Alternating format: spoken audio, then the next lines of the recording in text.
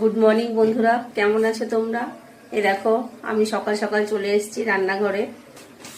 এই যে বড় ছেলের জন্য রুটি করে দিচ্ছি। এই দেখো রাতের চিকেন আছে, এটা এখন গরম করে রেখে দেবো, বড় ছেলে এসে খাবে।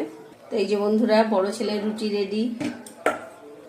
বন্ধুরা আমার জন্য একটা পাউরুটি আনিয়েছি, এই পাউরুটিটাকে দু টুকরো করে এবার এটাকে সেঁকে নেব।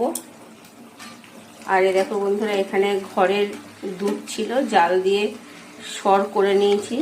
বন্ধুরা সরটা নামিয়ে রাখলাম। এবার বন্ধুরা এই সরটার মধ্যে অল্প চিনি দিয়ে নিলাম। এই দেখো চিকেন গরম হয়ে গেল, চারিদিকে দেখো পাউরুটিও ছেঁকা হয়ে গেছে। এবার বন্ধুরা এই সরটা পাউরুটির ওপর লাগিয়ে নেব, দিয়ে একটু ছেঁকে নেবো, তাহলে তৈরি হয়ে যাবে আমার পাউরুটির টোস্ট। এই যে বন্ধুরা আমার চায়ের সঙ্গী আদা দিয়ে দিলাম চায়ে।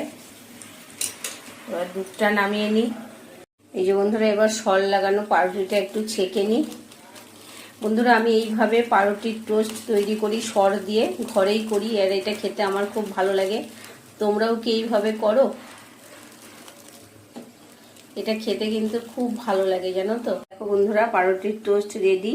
এই যে বন্ধুরা চাও হয়ে গেল, গ্যাস অফ করে দিয়েছি। এই দেখো এবার চাটা ছেঁকে নিই।